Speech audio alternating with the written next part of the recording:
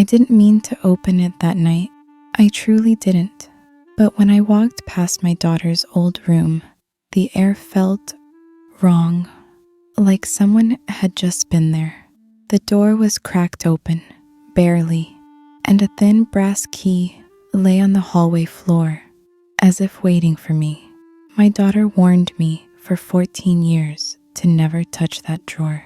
Please, Mom, don't ever open it.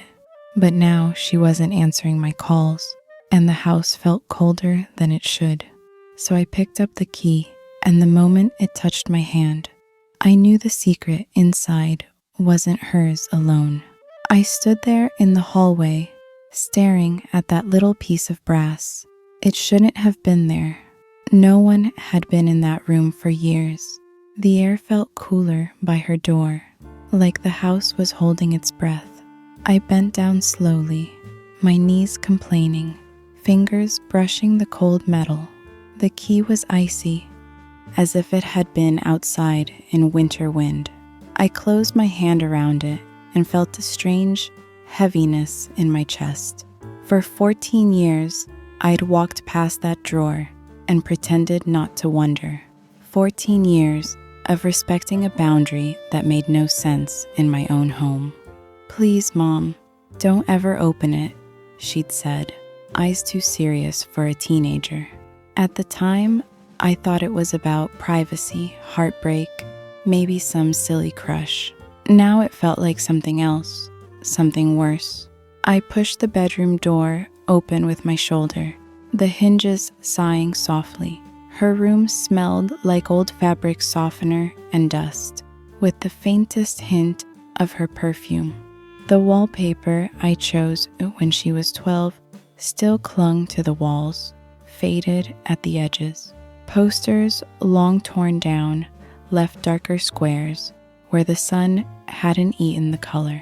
The dresser stood against the far wall, same as always, stubborn and solid. All the drawers sat slightly open from the last time I dusted, except one, the forbidden one, flush with the frame, keyhole glinting in the low hallway light. I stood in front of it, the floor feeling unsteady beneath my slippers. My heart beat in my throat instead of my chest. For a moment, I almost turned away, like I had for years. Respect her privacy, the mother in me whispered. She's not a child anymore. But then the other voice spoke up, the one that comes with age and loss. She's not answering your calls. She's begging you not to come in. Something is wrong. My hand shook as I lifted the key toward the tiny, waiting keyhole. The metal slid in too smoothly, like it had been used recently. I swallowed hard, fingers trembling as I turned it. The lock gave with a soft, decisive click that felt louder than thunder. I drew in a shaky breath and wrapped my fingers around the drawer handle. The wood resisted at first, as if reluctant to give up its secret. Then it slid open, slowly, exhaling a breath of stale, trapped air. The smell hit me first, dust, old paper, and something faintly metallic and sour. Inside, everything was packed too neatly, like a box prepared for burial. Polaroid photos stacked on one side, edges curled with age, folded papers and notebooks on the other, tied with a thin, faded ribbon. In the back sat a small black box with a separate little keyhole. My fingers hovered over it, but didn't touch, as if it might bite. I picked up the first photograph from the top of the stack. My daughter stared back at me from 14 years ago, younger, eyes too wide. There was a boy beside her, tall, dark hair, half smile that didn't reach his eyes. I knew that face. Everyone in town did, once. Michael, the boy who disappeared. Rumors had said he ran away, that his home life was bad, that he snapped. We'd lit candles at the vigil. We'd searched the woods, and my daughter had cried in a way I didn't understand back then. In the photo, they stood in our backyard, near the fence by the shed.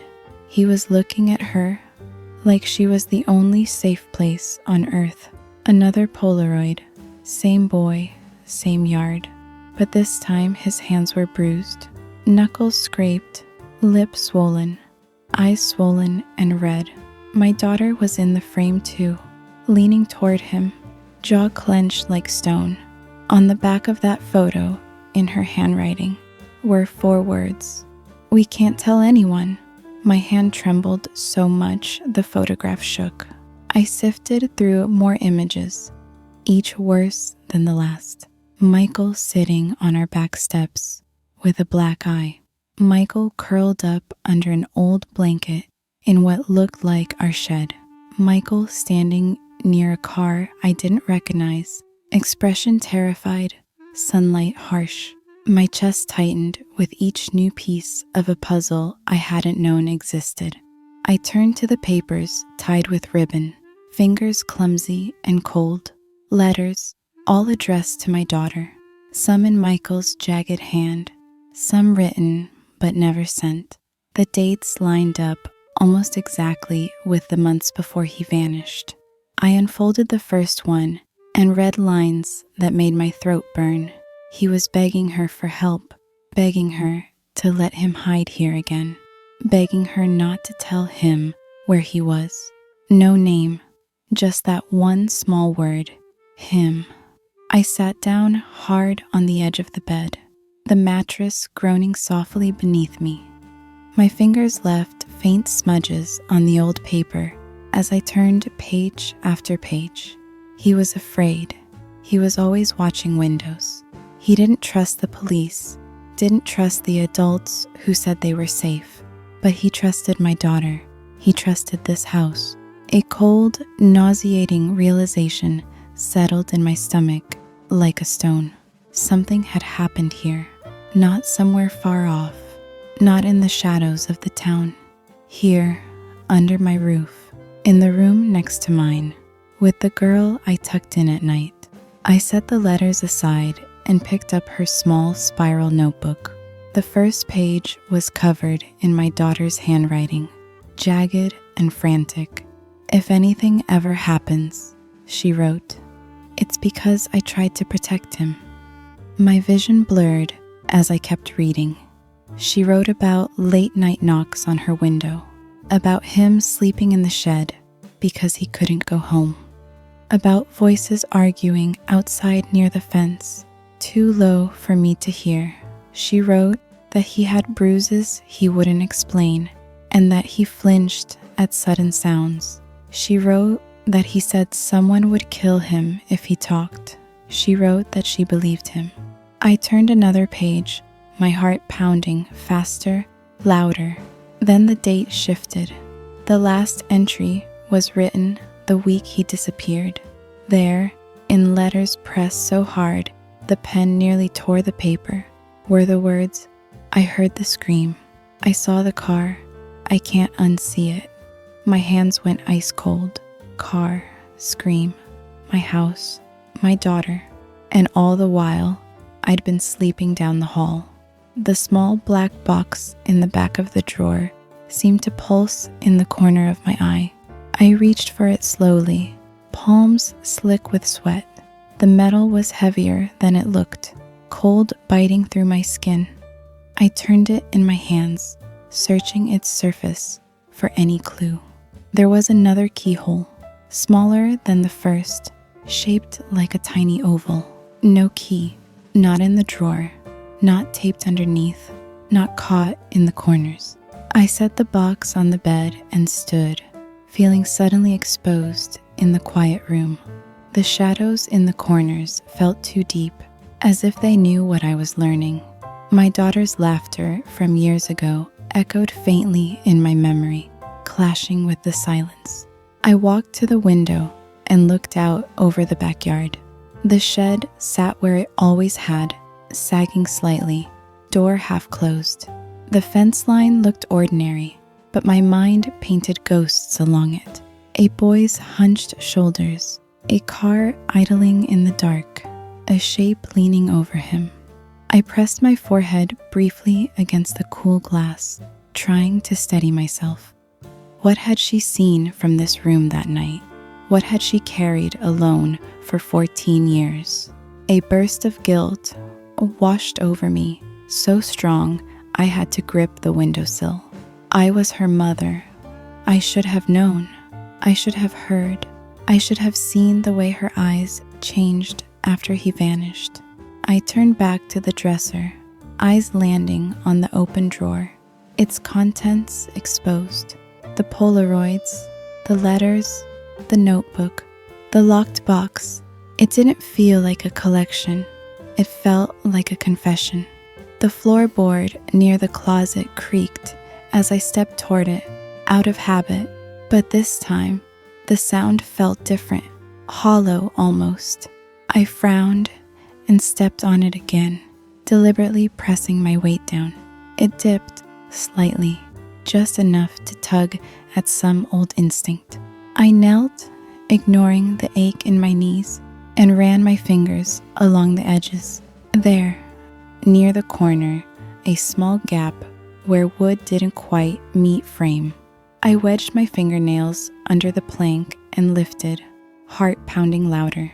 The board came up easier than it should have, revealing a narrow, hollow space beneath. Inside lay a folded envelope, edges softened, name written in my daughter's familiar script. Mom, just my name, no date, no other markings. I sat back on my heels, the envelope weightless and heavy at the same time. My hands shook so badly the paper crinkled as I opened it. Inside, my daughter's words slanted across the page, ink blotted in places. Mom, if you found this, it means I couldn't carry it anymore. My breath caught, chest squeezing around each syllable like a fist. I kept that drawer locked so no one else would get pulled into it. I tried to protect him, but I might have made things worse. I heard a car that night. It wasn't his, it was his father's. My eyes widened, the room tilting for a moment. I watched from the window. I saw him get pushed. I saw him fall. I saw something I can't write down. I still smell the gasoline sometimes. Tears blurred the words as I kept reading. They told everyone he ran away. They told me to forget it. But I saw his shoes in the ditch by our fence the next morning, and I saw the stain on the ground near the shed. I cleaned it myself. I kept his things because this is the only place he was ever safe. I'm so sorry if they come looking. I'm so sorry if it reaches you. If they do, please don't trust his father. Don't trust the men with badges. An uneasy chill crawled down my spine at those last words. I've been scared for 14 years. I thought if I hid everything, it would be enough. But secrets don't stay quiet forever. I'm tired, Mom. I'm so tired. The letter ended there, the rest of the page empty, as if she'd run out of strength. I sat on the floor, the board still open, the house too silent. Somewhere, a pipe shifted with a dull knock, making me flinch hard. I folded the letter carefully and held it against my chest, breathing through the ache. My daughter had walked around with a grave in her memory while I made her tea. She had smiled for photographs with a scream trapped behind her teeth. The forbidden drawer wasn't rebellion, it was a tombstone. The small black box on the bed drew my eyes again, dark and stubborn. Whatever was inside, it was the last piece she couldn't bear to face. And now, somehow, it belonged to me. I slid the floorboard back into place, pressing it down until it fit snugly. Then I stood, legs unsteady, and picked up the locked box again. I turned it over, fingers searching the underside, the corners, the edges. No key, no seam, just that one small keyhole and the weight of whatever it contained. The house groaned quietly, as if shifting under the weight of the truth with me. I carried the box and the letter downstairs to the kitchen table. The clock ticked too loudly above the fridge, each second a hammer blow.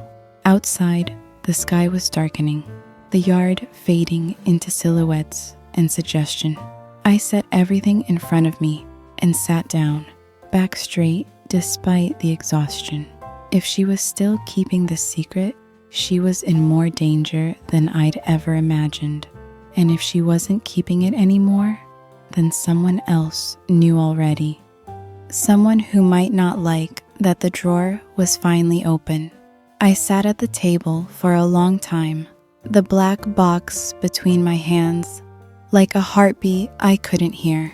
The kitchen light flickered once, then steadied, as if the house itself was nervous for me.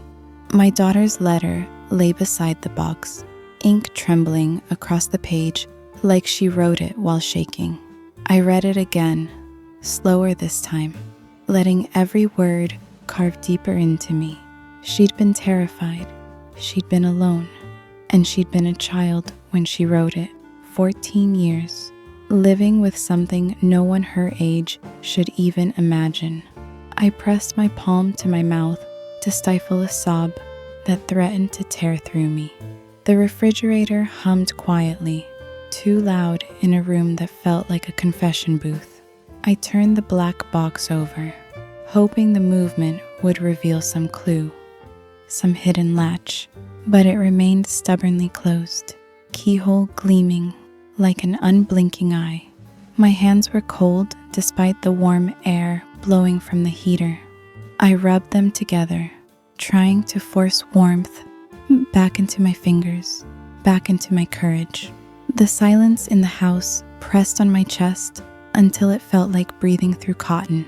Every time the floor settled, every time the wind touched the windows, my muscles tensed. Her letter kept echoing in my head.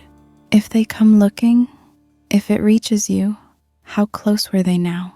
Had they been here already? My eyes drifted to the front door, half expecting it to open without knocking. I swallowed the panic rising in my throat and forced myself to stand. If I stayed seated, fear would root me in place forever. I carried the black box to the living room, each step echoing louder than it should. The hallway felt darker, heavier, like shadows leaned forward to listen. I sat on the couch, placing the box gently on the coffee table in front of me. The memories of my daughter sitting here, laughing, arguing, growing, flickered painfully through my mind. How much pain had she hidden in those memories? How many nights had she walked past me with bruised knuckles and trembling hands, saying nothing? I felt a sharp stab of guilt deep in my stomach. I should have noticed. I should have asked. I should have listened harder when she said she couldn't sleep, when she said she hated the shed, when she said she didn't like that boy's father. I thought it was teenage moodiness. I thought she was being dramatic, and all this time, she'd been hiding a nightmare. I picked up one of the Polaroids again, the one where she and the boy, Michael, stood near the fence. Her smile was small, tight, as if forced. His eyes looked haunted, even then. Behind them, the shed door was cracked open, darkness curling out like smoke. I turned the photograph over. On the back, written lightly in pencil, hardly visible. He followed us here. My breath hitched, shoulders trembling. Who? The father? Someone else? I tried to read the next Polaroid, but my vision blurred, tears gathering too fast. I set them down before I dropped them. My hands shook violently as I wiped my cheeks. The house groaned quietly, as if trying to comfort me or warn me. I couldn't tell which. I stood and walked to the window again, pulling the curtain aside carefully. The backyard lay still, empty, blanketed by the kind of silence only winter brings. The shed sat crooked, its roof sagging, the door still half open. How many nights had he slept there? How many nights did my daughter keep watch just steps away, terrified? A faint rustling sound from outside snapped me back into the room, heart lurching. It was probably just wind, just branches shifting, but fear doesn't listen to reason. I let the curtain fall and stepped back quickly, chest tightening. My hand brushed something on the side table. Another photo I'd overlooked, a small one tucked under the envelope. I lifted it slowly, breath catching. It was my daughter, alone, 16 years old, standing in the backyard at night, illuminated by camera flash. But she wasn't looking at the camera. She was staring over her shoulder at something behind her. Her eyes were wide, her mouth slightly open, like she'd been about to scream. Behind her, blurred but unmistakable, was a tall figure near the fence. Not Michael, someone bigger, an adult, watching her. I felt my stomach twist into a knot so tight it hurt. She wasn't hiding a secret for him. She was hiding from someone else, someone who had been in my yard, someone she knew. My breath came out in a shaky whisper. Oh God, sweetheart, what did you live through? The question dissolved into the quiet room as a new sound pierced the silence. My phone buzzing. The sharp vibration rattled the table, jolting me. I grabbed it quickly, hope flaring so fast it hurt. Her name, my daughter's name on the screen, but the call wasn't coming through. It said, missed call, and the timestamp showed it happened while I was in her room. But my phone had never rung. Someone had tried to call me, and someone else had blocked it from going through. My fingers went numb. Another vibration followed, a text message this time. Just one word, run. The world tilted, my knees nearly giving out. I looked around the room suddenly, hyper-aware of every shadow, every crack, every window. The air felt wrong again, like it had earlier by her bedroom door. I took a shaky step backward, then another. The floor creaked behind me, not from me, from someone else, someone inside the house. I turned slowly, heart in my throat, but the hallway was empty, silent, still. Yet I felt watched. I felt the presence as surely as I felt my own heartbeat. Cold rushed through me as I clutched the black box to my chest. Please, I whispered into the dim hallway, voice breaking. Please don't let it be her. But the silence that answered me wasn't comforting. It was expectant, waiting, breathing. And in that moment, I knew without doubt the drawer hadn't been the only secret in this house. I stayed at the kitchen table long after the sky turned black outside. The letter lay in front of me, edges fluttering each time the heater kicked on. The black box sat beside it, silent and heavy, like it carried someone's last breath. I kept tracing my daughter's handwriting, feeling every tremble pressed into the ink. Somewhere in the house, a pipe popped, making me jump hard enough to spill water. I wiped it quickly, afraid even the smallest stain might blur her words. My daughter had been a child when she carried this weight. A child, while I slept across the hall, believing she was safe. The guilt clamped around my chest until breathing hurt. I tried calling her again, voice shaking, but it went straight to voicemail. Her recorded greeting felt too cheerful, too distant from the truth. I whispered, "Please come home, please." The silence afterward felt colder than winter. I carried the box to the living room, turning on every lamp as I went. Shadows stretched across the walls, warped by my fear. I sat on the couch, box in my lap, listening for footsteps outside. Nothing. Then again, nothing. The quiet pressed down like a hand over my mouth. Hours slipped by in fragments, my thoughts looping around the same fear. She saw something 14 years ago that never stopped hunting her, and now it was hunting me too. Near midnight, I heard a soft thump on the porch, not a knock, a dropped weight. I froze, breath trapped painfully in my throat. Another thump followed, lighter, dragging slightly. I stood slowly, keeping the box close to my chest. Each step toward the door felt like walking through thick water. I peeked through the peephole, heart pounding harder than I could bear. No person, just an envelope on the mat, cream-colored, edges crisp, like it hadn't existed 10 minutes ago. I opened the door an inch, snatched it, and shut it again fast. The envelope felt warm in my hands. No writing on the front. Inside was a single photograph.